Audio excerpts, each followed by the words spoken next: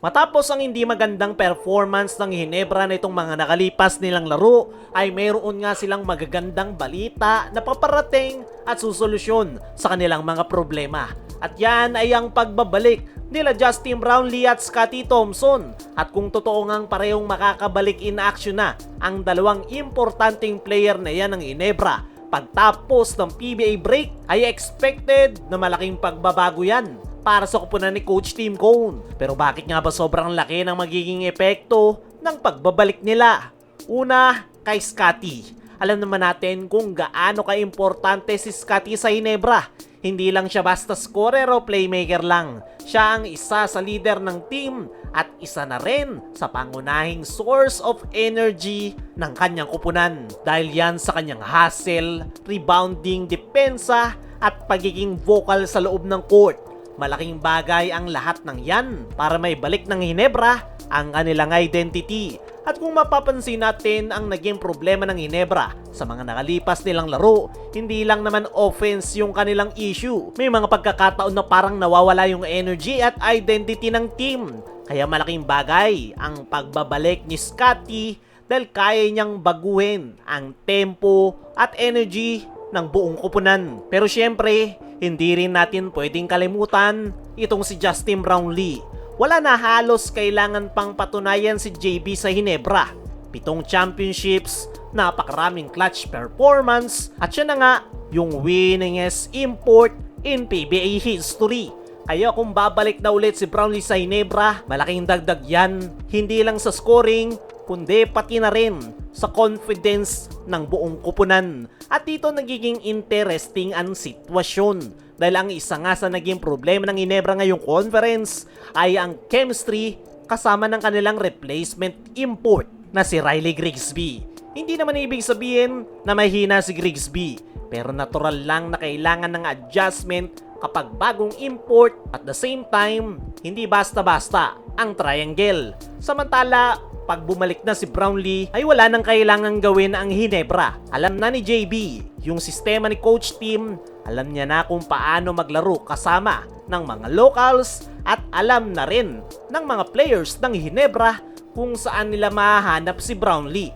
At higit sa lahat, matagal nang nakabuo ng solid team chemistry ang Barangay Ginebra kasama si JB, ganun din si Scottie. Kaya hindi na kailangan ng mahabang adjustment period para mabuo ulit yung connection ng Barangay Ginebra players sa pagbabalik ni Scottie at Brownlee. At ayon nga sa mga lumalabas na impormasyon na pagtapos ng PBA break natin makikita in action sa Ginebra ang dalawang yan.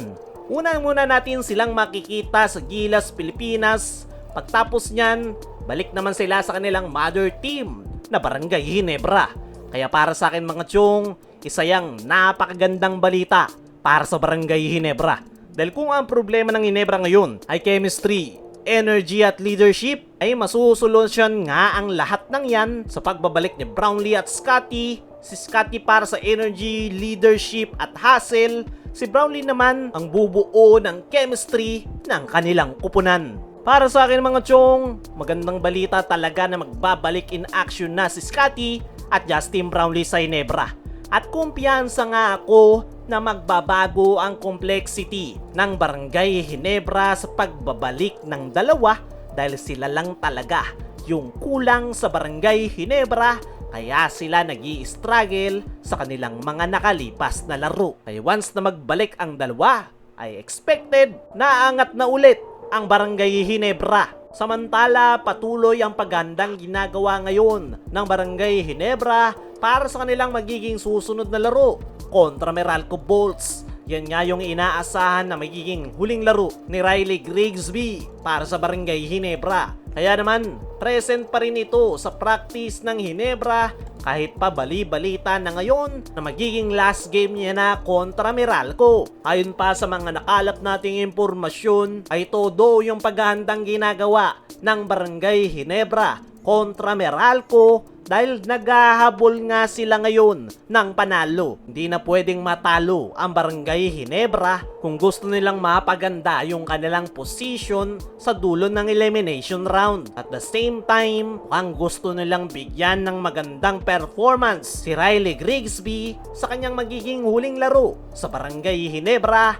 ngayong conference. Para sa akin, sana ay makita pa natin ulit etong si Riley Grigsby sa Ginebra dahil naniniwala ko na ito talaga yung nakikita ni Coach Tim na pwedeng pumalit kay Justin Brownlee. Kaya mga chong, ano ang masasabi nyo na todo yung pagandang ginagawa ng Ginebra sa kanilang team practice? Ano rin yung masasabi nyo sa magandang balita na magbabalik si Brownlee at Scotty? I-comment mo lang dyan sa ibaba.